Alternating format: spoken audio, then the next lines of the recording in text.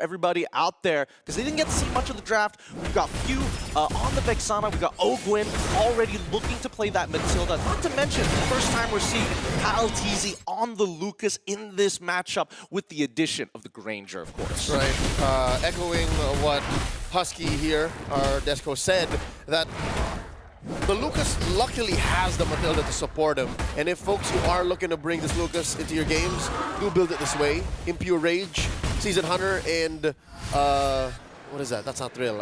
Swift. Swift, yes. All right, so a faster attack speed. A little bit more sense with Few. He's taken quite a bit of damage, but no first blood just yet, as expected from both of these high-class teams. Just a couple of battle spells lost. Yep, that's a two-man TKO. Onic Esports kicking out Team Falcons from that mid lane. And look, they're pushing in deeper. They're pushing in deeper. Kyle Teasy down on 10th of his health. Taking control over the tempo. I like what Onic Esports is doing, but it could bounce back here. Now, Kyle, he's playing a dangerous game.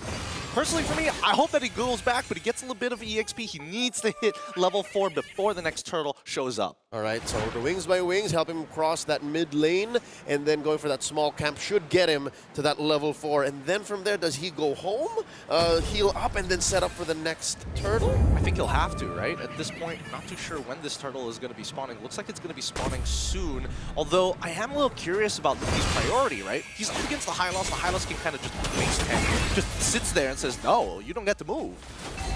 And luckily, there are those sure wins in the lane. That's one way to ramp up into your power spikes. Top lane is where the action will be going down. Upper quarter, this turtle already started out. Sans baiting it out. Flap Easy pulling it ever so slightly, already at level 4. But look at the junglers, right? It looks like Onic Esports has done a bit of homework here. Topside Few is getting blasted down for first blood thanks to Sans. One ult for a free kill. I'll take it any day. Point blank.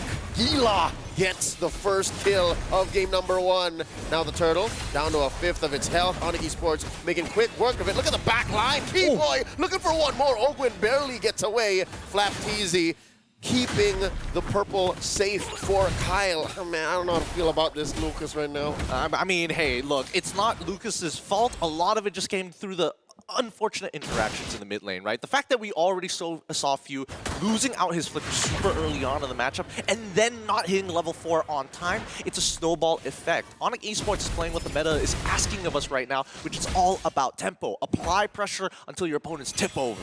And as well, I think there is a range issue. The fact that Marco, one of the more, long-ranged heroes for Team Falcons alongside Few, isn't part of these scrims, isn't part of these bouts. So maybe when they do eventually collapse onto gold, that's where Team Falcons can catch up. But now with 1,000 between these two, I think Onic Esports can do their best to just deny that rotation for Falcons. Well, personally, I think it should be expected, right? Because, hold on. I mean, Keyboy should technically be okay here. He is Khalid. He still got his flicker. He should be safe. Now, here's the big thing. Between Ogwin as well as Keyboy, we're expecting Ogwin to only start being, like, really, really useful 2 items onwards. Once he's got the Enchanted Talisman, spice things up with the Flask of Oasis. And, not to mention, he needs to unlock that Blessing first before he can start topping up his teammates. Yep, and he's waiting on their power spikes. Keyboy can just keep railing himself into Team Falcons, and that'll have an effect on the map. While Ogwin, on the other hand, can't do that. Like, the best he can is just clear bushes, make sure that the power spikes are hit. Speaking of power spikes here, Ogwin might just be going down. Ooh, did they steal the camp as well? I think they did. Kyrie continues to have his EXP laid over Kyle Teasy. It's going to get a little frustrating here, but as we were talking about, right now, Keyboy with the ankle kicks right now, he's going to keep on doing it until it breaks. That's right. You don't have to trip. The fact that you're slowing down is a big effect. That's a win in Onic Esports' book, and the fact that we haven't really seen Super Marco much in action rings true for Savero as well. Especially since Savero can play cross-map. Like, if there's a fight that breaks out in mid or in top, easily Savero can just whoop. Just a quick SOD, and he's there. I think the shockwaves are being felt right now. Here we go, right on top of Luffy. Oh. Glorious Pathway answered in with the Eternal Guard. Look at Keyboy into the back, fighting 2. Few is in trouble. Few barely alive, swiping away. Sans takes down Few once more. And now Keyboy getting in with Kyle Teasy, and ramping up the violence coming in from Kyle Teasy, unleashing the beast, biting down on the Sans, circling Eagle. Sans goes down, 2 for 1, currently the trade, and now out goes Lutby, slashing, missing the ultimate, and that is going to be the turtle scored by Team Falcons. Good understanding, a great decision coming in from Team Falcons side. Onic Esports initially looking to, be surgical with their strikes. Keep attacking Few. We've already put pressure on him. You want to hurt his ankles. We want to eventually break the bone. But Team Falcons, they didn't just take the turtle straight away. They went straight for the fight. And now delaying them, as you see the team trying to recover, they're going to take the T1, and they also reset tempo on Keyboy. Your pressure is done for. All right, turret for turret, but the turtle still goes to Team Falcons, so they're slowing down Onic Esports' early advancement as we ramp up into the mid-game. We're post-laning now. How does Falcons fix this bottom lane situation? Do they go for the swap?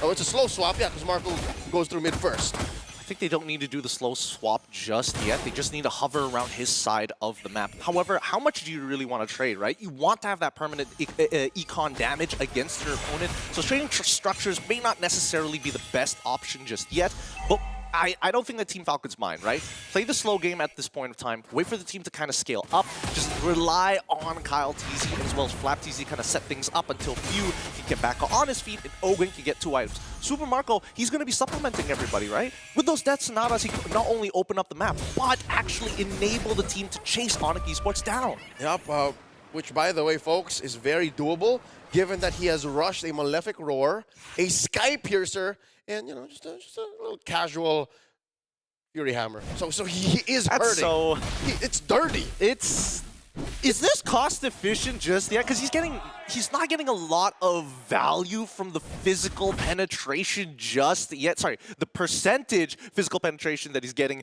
from the Malefic Roar. It's going to be useful later down the line unless Keyboy's got, like, I don't know, 15 stacks in 7 minutes. But it's a cheaper penetration right now. Kyle Teasy, gets taken down. 4 men there. And I think Falcons played the map. They traded their jungler's life for that tier 1 in bottom.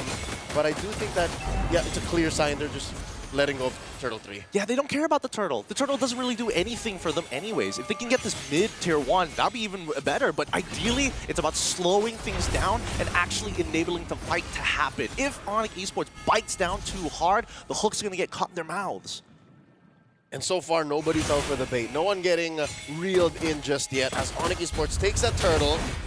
And Falcons understand that will springboard them about 2,000 gold ahead. The map looking equal. Gold lead on Onic Esports. It's exactly where we found ourselves in the first 5 minutes. Looking at the damage here. How do they solve the Sans situation, man? Because look, Sans, he's dealing a lot of damage. Swiping, sending home dudes before fights start. Yeah. Who's the designated assassin? There is no designated assassin, unfortunately. It's more so, can they poke him out before he pokes you out, right? Super Marco needs to get involved, unfortunately. He did finish the Hunter strike. Oh! That is a 2-man! Final slash, and 2 go down as well. Few and Ogwin out of here, and Keyboy gets out scot-free, and now they collapse onto Lutby. Lutby's still alive, swiping away the crystal drop, the slow. SOD, in comes Savero! And it looks like he wants to take down Kyle Deasy, and he finishes the job. Keyboy traded out for Marco, but he falls just as quickly off of Sans max range spells cast. Flap TZ, the only survivor. Beautiful stuff coming out from Onic Esports. They saw the angle to sandwich, and this is why they wanted the Arla in the first place. A good initiation tool, but the displacement is the most important part. Again, they keep going for Few and Owen. They keep kicking them at the ankles. It's really starting to bruise up here and swell. And I think that's the major trip. The ankle kicks were going to add up to something, and that was a knockdown, definitely. Especially after trading 2 ults for 2 bodies. That's a trade I'll take any day. Onic Esports now up almost 5,000 gold! Look, it's 4.6 at this point in time. It's 9K in. Team Falcons haven't lost any tier 2s. They still hold on to the mid-tier 1. Let's see how much damage Onic Esports is going to do with the very first Lord. I think that's going to be the real difference maker here for this team in terms of the econ. But at this point, I think that Onic Esports also understands, hey, we might not be able to scale as hard as Team Falcons. Although, as long as we keep baiting Team Falcons into these neutral fights, that actually works pretty well for us. Let's keep it in these choke points. And the choke points definitely have to be something they watch out for. unless Ogwin has a third eye, unless Ogwin has eyes behind his head, then these choke points are definitely going to belong to Onic Esports. I do see a world, though, where FlapTZ can catch someone like this, forcing out a flicker from Sans, so that's definitely a win. I think they should take this slow. Look at Savero, though, top lane. That's how they do it. Surgical coming in from Onic Esports, really understanding their current game position throughout the match. I think that Team Falcons at this point is trying to get something out of Onic Esports, but in this state of the game, Onic just going to take their time with it. As long as they keep on working these sides, Team Falcons inevitably will just have to give way. And now with the Lord here at about a half health, Onic Esports knows this belongs to them. I don't know how Falcons could ever even think. Ludwig with a flicker, final slash. Coming in, wow! The collapse from Team Falcons. Flourish Pathway set him down. FlapTZ pays the price though. Lord still standing. Down goes Ludwig. Marco gets one. They're chasing down Keyboy. Keyboy in the back. Taking down double kill for Bulletproof Marco. Traded out for Kyle, TZ, and Flatfall. Few as well. Ogwin's down. Suddenly Falcons just drop. Impatience. Is it impatience? I think it was a very bold move, and the final kill coming through for Kyrie to get the full wipe out on Team Falcons. Yikes. I don't know how to feel about this one. Few flickering forward to try to make something happen there on top of the initial engage. Like Savero, I could see the angle that Savero is kind of out of the way from the rest of the frontliners of Onic Esports, and maybe that's why they were looking for that initiation to begin with. However, they haven't hit the item power spikes just yet, and worst yet, Matilda only can pull one person at a time. And this is that awareness we were talking about. Was it worth it to flicker that far? Was it worth it to win the initial trade and then think about it on the way out? I think, you know, to be fair, Team Falcons might have put themselves in that situation. They overthought the engagement and said, yeah, if we do this, they're going to back off, and then we can collapse. But no, Onic Esports did not buckle. I think a lot of it comes down to the steps that Team Falcons need to figure out. They've understood two things. One, Lupti is looking for that initial engagement, the displacement, as I like to call it. But even more so, Sans doesn't seem to ever be out of position. They can't close the distance between him. So they first have to take out the fist of Onic Esports, which is going to be in this Arlot. Next is to take out the backbone, which is going to be Sans. And then Savero is kind of leaning in between, being the blood flow. Which is so difficult. You've gone through 3 major problems, and you still have the cores left untouched, Kyrie and Savero. So that's exactly what Team Falcons are trying to deal with right now. It's not just one mountain they're trying to climb, it's 3 or 4, and there's a real-world manipulation. Putting Kyle TZ down to a 10th of his health, barely surviving, already using the Beast Unleashed. Didn't even get to spit out that power ball, and they succeed in keeping their base up, but they lose all 3 inhibitors on the way in. The macro's looking great for the side of Onic Esports, getting all 3 waves to collapse just at the same time, and now threatening the Crystal as well off of the very first Lord. It's not looking good. Flourish Pathway set in, crashing through that rampaging Sandstorm. Onic Esports, they smell it. Waves crashing through top, mid, and bottom. Down goes FlapTZ. It's just a matter of time. Look at Savero hitting him up, and that is going to be game 1 towards Onic. Woo! What